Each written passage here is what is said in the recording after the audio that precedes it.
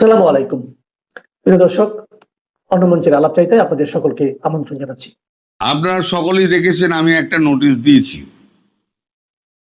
নোটিশটা আমি কনফার্ম হওয়ার পরই দিয়েছি। এই নিয়ে আমার বেশ কয়েকজন সাংবাদিকের সঙ্গে মানে কলকাতার এবং দিল্লির সাংবাদিকের সঙ্গে কথা হয়েছে, কয়েকজনের সঙ্গে বাংলাদেশের দূতাবাসের কথা হয়েছে, দূতাবাস বলছে বাংলাদেশ ডেস্কের সঙ্গে কথা হয়েছে, মানে আমাদের বাংলাদেশ যে বিদেশ মন্ত্রক তার যে ডেস্ক তার সঙ্গে কথা হয়েছে। কথা বলার পর নিশ্চিন্ত হয়ে তারপরে আমি নিশ্চিত হয়ে আমি তারপরে এই কপিটা করছি। এই কপিটা আরো একজন করেছে, তার নাম তাকেও আপনারা চেনেন, সে হচ্ছে অমল সরকার দাওয়ালের। আমি তার লিঙ্কটা আমি ডিসক্রিপশন বক্সে দিয়ে দেব, তাহলে আপনারা বুঝতে পারবেন যে ভারতবর্ষ এই খবরটা ছড়িয়ে গেছে। আরো কয়েকটা আছে, আমি কত লিঙ্ক দেব। এখন আপনাদের দেশে এসব প্রচার টচার হচ্ছে না। তিনি যেটা বলেছেন তার নেতাদের ফোন করে সবাইকে নির্দেশ দিয়ে দিয়েছেন, বাক্স প্যাডরা গুছিয়ে রাখো, যে কোনো সময় দেশে ফিরতে হতে পারে, যে কোনো সময়। এখন ওখানে গিয়ে আমরা কি পরিস্থিতির মধ্যে পড়বো আমরা জানি না। খারাপ পরিস্থিতির মধ্যে পড়ার আশঙ্কাই বেশি, তাই হাতে কিছু টাকা পয়সা রেখো। আর আমি যখন বলবো সেই সময় সবাই একত্র হয়ে যাবে, আমরা দেশে ফেরার ব্যবস্থা করব। এর বেশি উনি কিছু বলেননি। এখন দেশে ফিরলে শেখ হাসিনা সরকার তো একটা তাকে চাপে ফেলার চেষ্টা করবেই। সেক্ষেত্রে ঢাল হয়ে দাঁড়াতে পারেন একমাত্র আওয়ামী লীগ কর্মীরাই। আজ লাখে লাখে কর্মী যদি তাকে ঘিরে থাকে, দেশের কোনো পুলিশ, কোনো সেনা, কোনো সরকার তার ঘাড়ে কাছে খেসতে পারবে না। তারাই আপনার ঢাল, এটা মনে রাখবেন। আমি ঠিক সময়ে আপনাদের খবর দিয়ে দেব যে তিনি কখন দেশে ফিরছেন, ঠিক সময় খবর দিয়ে দেব। আমি যেটা বলেছিলাম না, উনি ডিসেম্বর বলেছেন যে উনি ক্যামোফ্লেজিং করছেন, উনি ফিরবেন অনেক আগেই। আমি টাইম দিয়েছিলাম সেপ্টেম্বর, মনে পড়ছে? অনেকেই আমার মনে করিয়ে দেন, আপনি কিন্তু সেপ্টেম্বর বলেছিলেন। জুলাই এসে যাচ্ছে, তারপর আগস্ট, তারপরে সেপ্টেম্বর। হ্যাঁ, আমি সেপ্টেম্বরই বলেছি। এবং গতকালকে আমি তাও এও বলেছি যে সেপ্টেম্বর অবধিও হয়তো অপেক্ষা করতে হবে না। তার কারণ মার্কিন রাষ্ট্রপতি ডোনাল্ড ট্রাম্পের সঙ্গে সার্জিও গোরের যে কথাবার্তা হয়েছে বাংলাদেশ নিয়ে, আমাদের পীযূষ গোয়াল সাক্ষী ছিলেন, সে খবরও আমি আপনাদের শুনিয়েছি।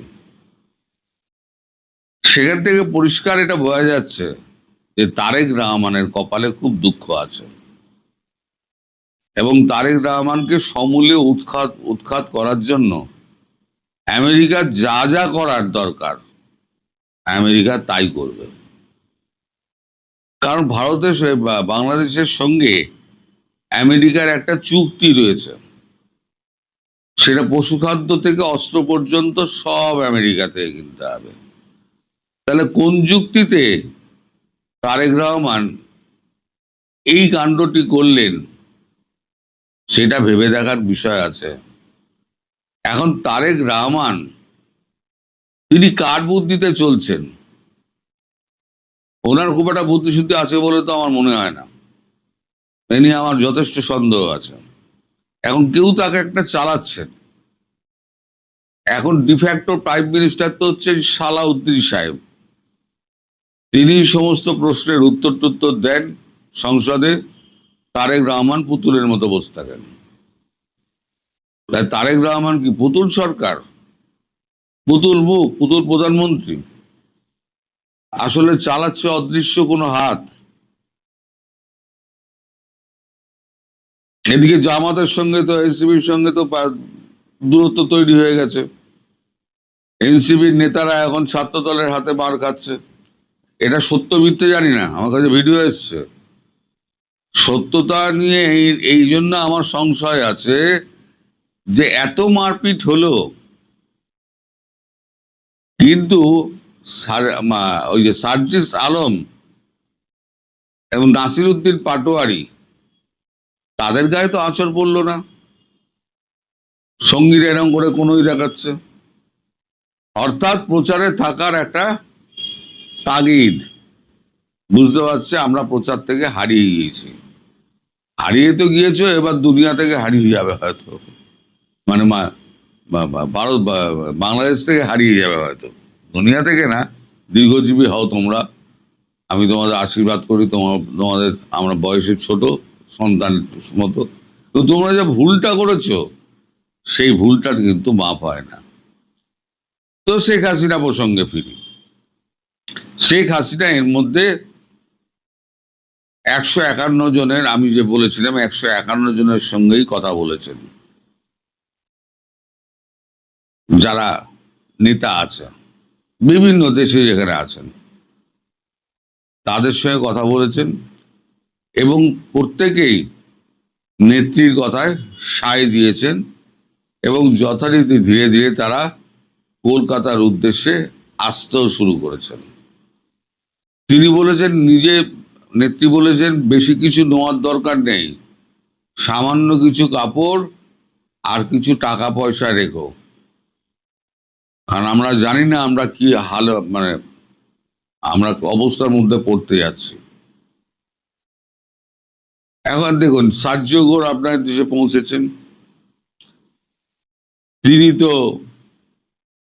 যা যা কথা বলার তিনি তো প্রধানমন্ত্রীকে বলবেন। দেশের চেয়ার দখল করে বসে আছে কে? দেশের চেয়ার দখল করে বসে আছে প্রধানমন্ত্রী তারেক রহমান।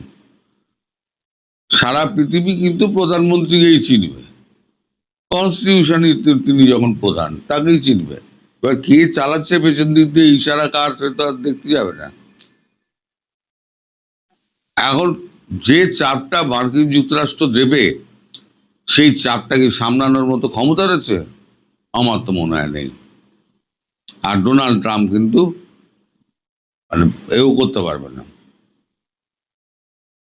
মানে ছেড়েও কথা বলবেন না। আপনার দেশে গুজব তো রটানো হয়। ইত্তেফাক বলে একটা পত্রিকা গতকালকে দুম করে লিখে দিল যে ইউনূসকে নাকি রাষ্ট্রপতি নির্বাচনের জন্য চেষ্টা করা হচ্ছে। ভেসে উঠেছে কথা, কোনো ভাষা নেই, রাষ্ট্রপতি হওয়ার কোনো চান্স নেই। ইউনূস একটা বিশ্ব বাটপার, সেটা সারা পৃথিবী জেনে গিয়েছে। বাংলাদেশের নাম আগে লোকে জানতো না। ইউনূসের আমলে ইউনূস যা করে গেছে তাতে সারা পৃথিবী বাংলাদেশকে চিনে গেছে। আর এবার যে শেখ হাসিনা যাচ্ছেন, তিনি সমস্ত দেশের সমর্থন নিয়ে যাবেন। এবং আপনাদের নিশ্চয়ই মনে আছে, এই যে আমাদের জাতিসংঘ যে চিঠিটা দিয়েছিল, সেই চিঠিটাই কিন্তু পরিষ্কার একটা কথা লেখা ছিল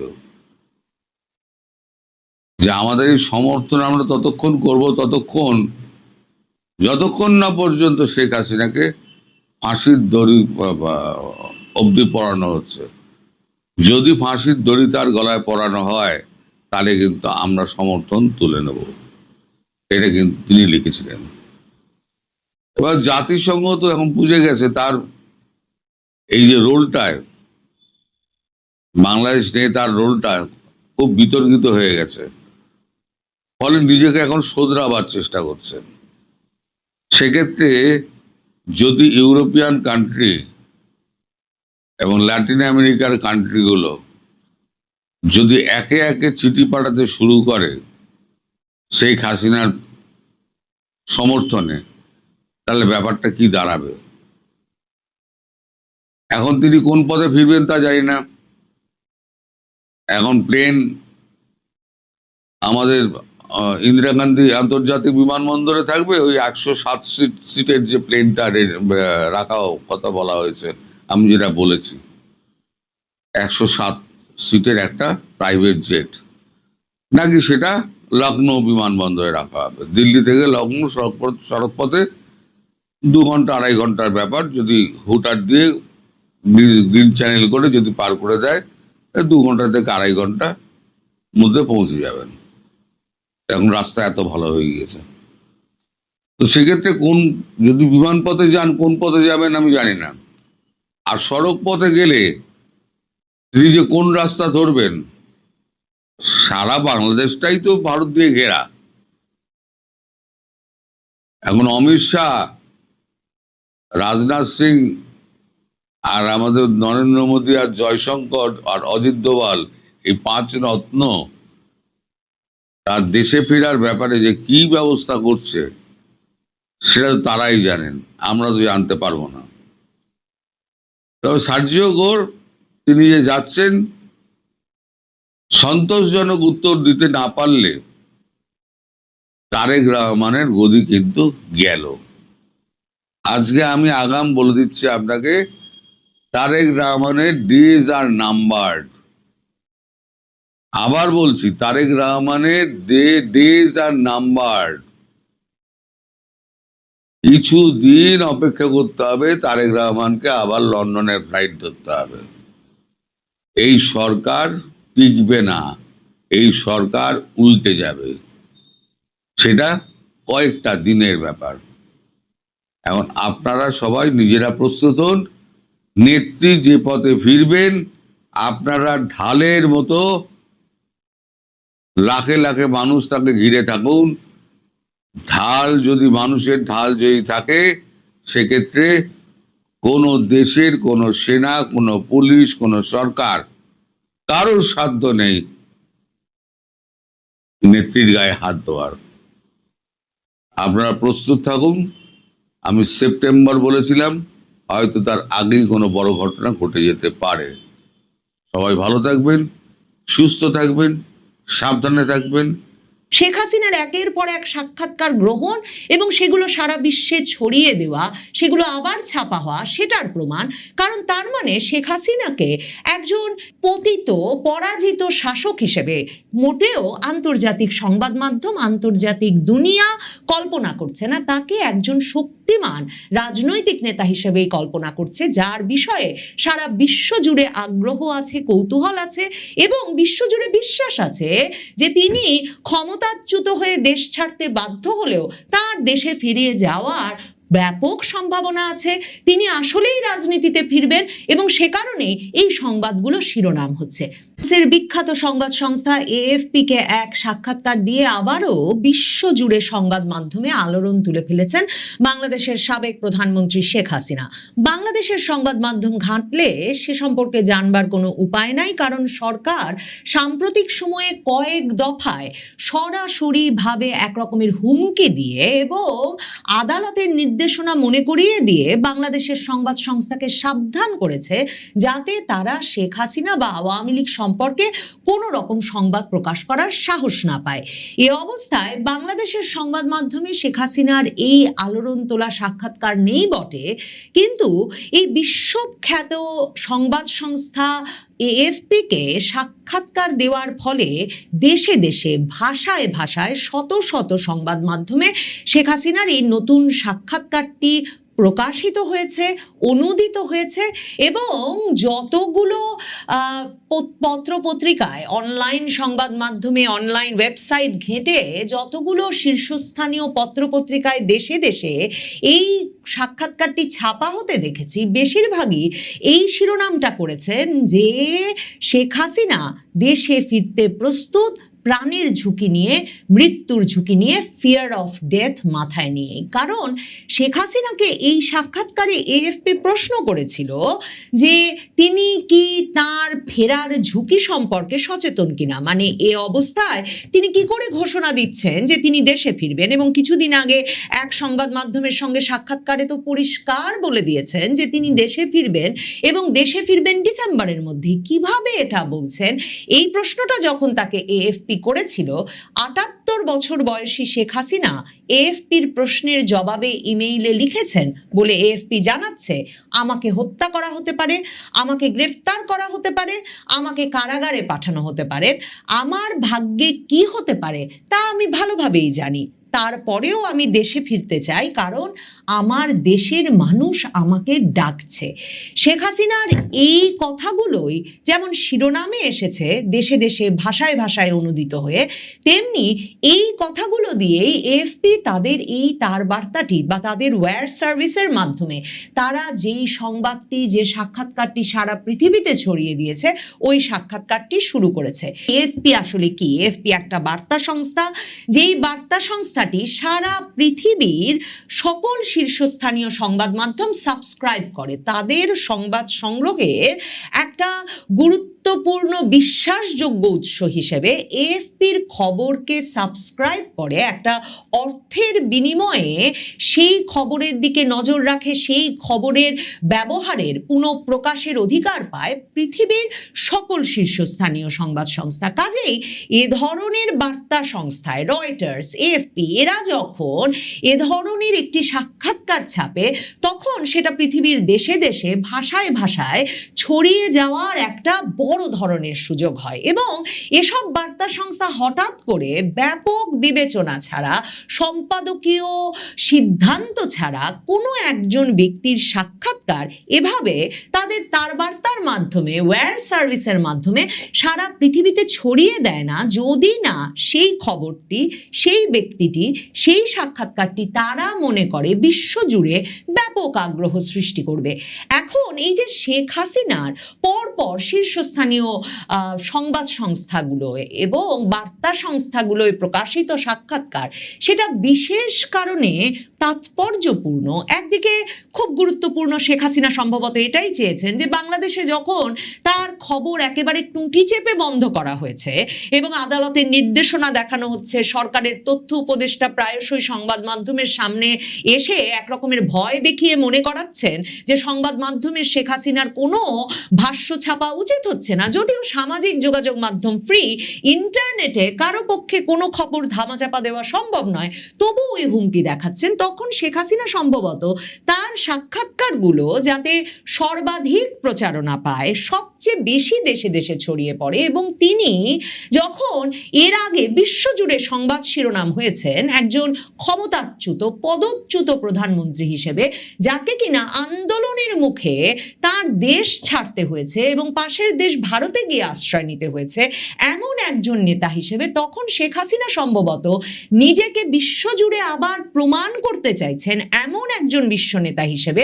যিনি এর পরেও তার দেশে ফিরে যেতে প্রস্তুত, যদিও তার মাথার উপরে মৃত্যুদণ্ডের রায় আছে, এবং যিনি ঘোষণা দিয়ে বলছেন তিনি ডিসেম্বরে দেশে ফিরে যাবেন। কাজেই তার দেশের সরকার, বাংলাদেশ সরকার, যে একটা দাবি করার চেষ্টা করছে যে তিনি পালিয়ে আছেন ভারতে এবং তাকে প্রত্যর্পণের মাধ্যমে ফেরাতে হবে, এই বয়ানটা থেকে সরে এসে শেখ হাসিনা যাতে এই বয়ানে প্রতিষ্ঠা করতে পারেন বিশ্বজুড়ে যে তিনি দেশে ফিরতে চান এবং জনগণের ওপর ভরসা করেই দেশে ফিরতে চান, কারণ তার জনগণ তাকে দেশে চায়, সে কারণেই সম্ভবত তিনি এই আন্তর্জাতিক বার্তা সংস্থাগুলোকে বেছে নিচ্ছেন। কিন্তু এটা কি শুধুই সে কারণে তাৎপর্যপূর্ণ?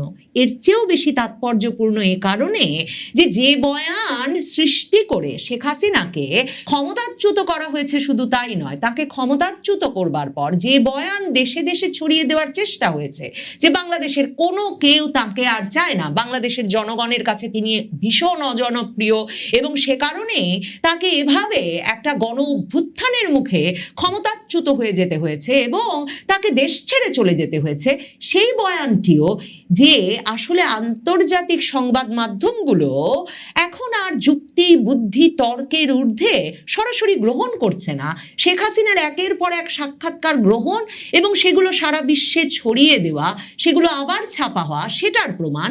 কারণ তার মানে শেখ হাসিনাকে একজন পতিত, পরাজিত শাসক হিসেবে মোটেও আন্তর্জাতিক সংবাদ মাধ্যম, আন্তর্জাতিক আন্তর্জাতিক দুনিয়া কল্পনা করছে না, তাকে একজন শক্তিমান রাজনৈতিক নেতা হিসেবেই কল্পনা করছে, যার বিষয়ে সারা বিশ্ব জুড়ে আগ্রহ আছে, কৌতূহল আছে এবং বিশ্বজুড়ে বিশ্বাস আছে যে তিনি ক্ষমতাচ্যুত হয়ে দেশ ছাড়তে বাধ্য হলেও তার দেশে ফিরে যাওয়ার ব্যাপক সম্ভাবনা আছে।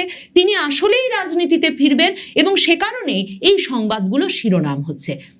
মানে আপনি ভাবুন তো, লিবিয়ার গাদ্দাফি কিংবা ইরাকের সাদ্দাম হোসেন, এদের কাউকে কি ভাবা যায় যে তারা ক্ষমতাচ্যুত হলেন, পদচ্যুত হলেন, কিংবা সিরিয়ার বাশার আল আসাদ, এদের একটা বিস্তারিত সাক্ষাৎকার এএফপি বা এপি বা রয়টার্স ছেপে ঘোষণা দিয়ে দিল যে এরা আবার দেশে ফিরবেন?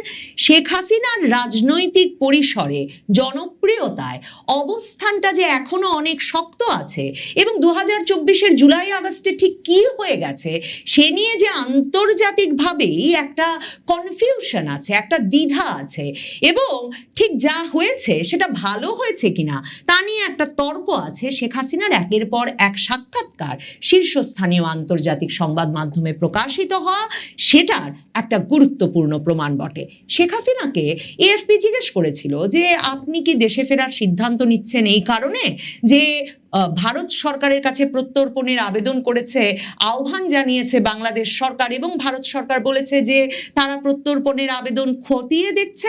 শেখ হাসিনা বলেছেন ভারত সরকার তার সঙ্গে প্রত্যর্পণ বিষয়ে কোনো আলাপ করেন নাই এবং তার দেশে ফেরার সিদ্ধান্ত ভারত সরকারের কোনো সিদ্ধান্ত বা চাপের ফলে নয়, কারণ তিনি ভারতে যথাযথ সম্মান এবং মর্যাদার সঙ্গেই আছেন।